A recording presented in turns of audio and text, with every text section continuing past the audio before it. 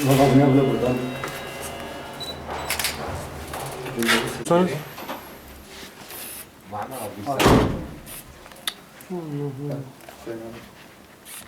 beyaz. Böyle gelişi güzel arama yapmasa bile.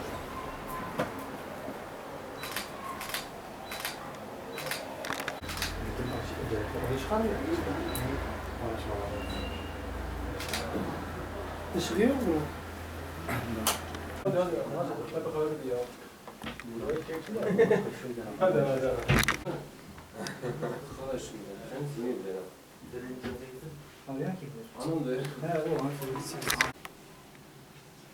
Ne kompensör bir şey.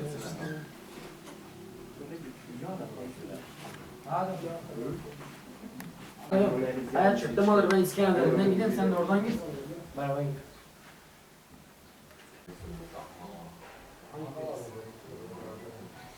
Hiç zulüm yapma.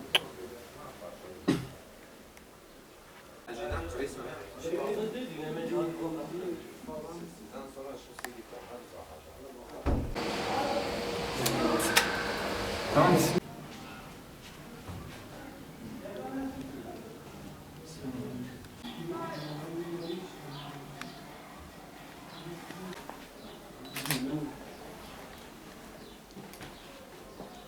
Peki at yine. Zaten güzel.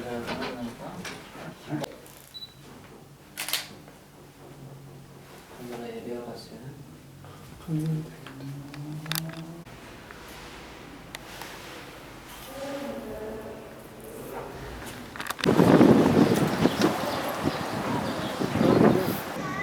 Evet, malumunuz önceki gün öğleden sonra planlı ve projeli bir şekilde nöbet tutularak ardından Aytaç'ın gelmesi üzerine bir suikast eylemi Aytaç Baran'a yönelik yapıldı ve bunun neticesinde kendisi katledildi. Biz Aytaç Baran'ın gerek avukatı olarak gerekse de Diyarbakır'daki sivil toplum kuruluşları içerisinde etkin bir vatandaş olarak katillere yönelik bir operasyon beklerken, katillere yönelik bir çalışma beklerken şok üstüne şok yaşadık. Biz taziye ile meşgul olduğumuz için şu aşamaya kadar bu konularda pek paylaşmadık. Malumunuz taziyemizi yaptık. Daha doğrusu fin işlemini yaptık. Şu anda taziyeyi dün itibariyle sabah 4'ten itibaren Diyarbakır'da İslami sivil toplum kuruluşlarına baskınlar yaptı. Bunlardan birisi Aytaç Baran'ın başkanlığını yapmakta olmuş olduğu İhya isimli dernekti. Bu derneğin de kapısını kırarak içeride polis tarafından bir operasyon söz konusu oldu. Tabi dernekte yardım malzemeleri dışında bir şey bulunmadı. Çünkü bu dernekler insanlara yardım eden derneklerdir. Yardım için kullandıkları giysiler ve gıda maddelerinden başka bu derneklerde bir şey yok. Bu anlamda aramasını yapan polis hiçbir suç unsuru olmadığı için eli boş derneği terk etmek zorunda kaldı. Bunun dışında Selam der, ilim der, cami der, Yusufi der, köy der ki köy der 6-8 Ekim olaylarında ki eylemlerde saldırıya uğramış. Köy derin önünde Turan Yavaş katledilmiş. Köydere yakın yerde ise Yasin ve arkadaşları vahşi bir şekilde katledilmiştir. Bu derneğe operasyon yapıldı. Mustazaflar Cemiyeti Genel Merkezi'ne operasyon yapıldı. Buralarda taziye nedeniyle derneklerde kimse bulunmuyordu. Buralarda hiçbir suç unsuruna da rastlanılmadığı tutanaklarla da sabit olduğu şeklinde bir bilgi bana söz konusu edildi. Bakın biz taziyemizle uğraşıyoruz. Cenazemiz daha yerde, hastanede, morgtayken Aytaç Baran'ın derneğine operasyon yapılıyor. Aytaç Baran katledilmiş, polis orayı basıyor. Aytaç Baran katledilmiş, polis ona sahip çıkan İslami sivil toplum kuruluşlarına operasyon yapıyor. Oralara baskın yapıyor. Oralarda bir çakı dahi bulmuş olsaydı diyeceklerdi böyle bir sürü suç unsuru ve kıyameti koparıp PKK'yı ve HDP'yi aklama operasyonu mu yapılacaktır? Bizim aklımıza bakın çok ciddi şüpheler uyanmaya başlıyor. Polisin ve devletin artık kendisine gelmesi lazım. Bakın benim genel başkanlığını yapmış olduğum Mustazaflar Cemiyeti'ne gidilmiş. Bir binadır. Binanın giriş kapısı var, onu bile paramparça etmişler. Ya ne istiyorsunuz binanın kapısına? Kapıcının zilini çalsanız size kapıyı açar. Ondan sonra 3. katta bulunan genel merkezimize gelmişler. Çift kapılıdır. Bir demir korkuluk var, bir normal kapı var. Demir korkuluğu zaten kullanılmaz hale getirmişler. Paramparça etmişler.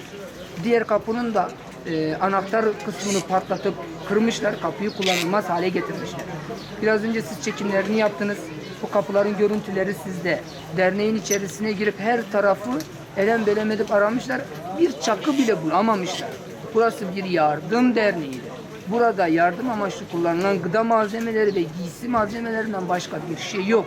Bunlar da usulüne uygun kayıt altında olan şeyler. Bunları da zaten görmüşler. Şimdi böyle bir durumla karşı karşıyayız. Polis ne yapmak istiyor? Bunu net görmek lazım. Biz sessiz kaldıkça üzerimize gelip derneklerimizi basıp insanlarımızı rahatsız mı edecekler? Artık buna bir dur demenin vakti var. Herkesin kendisine gelmesi lazım. Rica ediyorum hukukun dışına emniyet mensupları taşmasın. Savcılık hukukun dışına taşmasın. Burada hukuka aykırı bir operasyon yapılmıştır. 7 tane İslami sivil toplum kuruluşuna operasyon yapılmış. Bunlar da dernek başkanlarına telefon açıp onları derneğe çağırsalar kapısını beraber açıp girip arama yapabilirler. Hiç kimseye çağırmamışlar. Bina sakinlerine kapıcıları bile çağırmamışlar. Muhtarı alıp gidip o anlamda tutanak tutabilirlerdi. Çilingirci getirip takabilirlerdi. Ha göstermelik kapı açık kalmasın diye tutsun diye bir kısmına bir anahtar takmışlar. Bunu da orada bulunup dışarıya çıkan ne oluyor diye bakan bina sakinlerinden birisine diyorlar ki biz buraya geldik, arama yaptık, çıkıp gidiyoruz.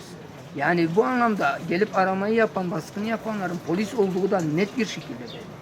Şimdi ne yapılmak isteniyor? Polis hukukun dışına taşmaya mı başlıyor? 90'lı yıllardaki gibi polis artık hukuku dinlemiyor mu? Bunlar mı yaşanacak? Bunları artık görmek lazım. Buradan şunu demek istiyorum. Hükümet artık kendisine gelsin. AK Parti'nin kendisine gelme zamanı gelmiştir, geçiyor. Polis ve valilik artık kendisine gelmek zorundadır. 6-8 Ekim olaylarından sonra Vali Bey bir açıklama yapmıştı. Biz sokağa çıksaydık kan akabilirdi demişti.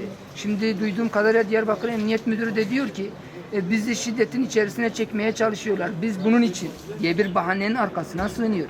Ya sen devletin emniyet amiri değil misin?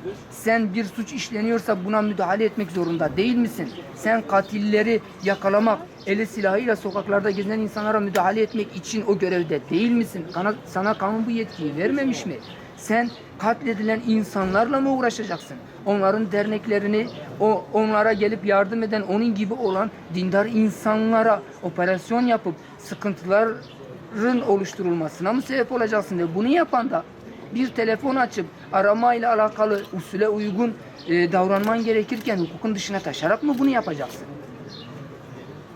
Maske düşmüştür. Hiçbir şekilde kim ne isterse istesin 90'lı yıllar burada yaşanmayacaktır. Oyun görülüyor. Kimse oyuna gelmeyecektir. Emniyet de gelmesin. Hukukun ve kanunun dışına taşırmasın. Hukuka uygun olarak ben suç işlemişsem gelin beni alın. Suç işleyen kimse ona karşı gereğini yapın. Ama suç işlemeyen birisini lütfen mağdur etmeyin. Bakın YDGH, PKK saldırıyor, katlediyor.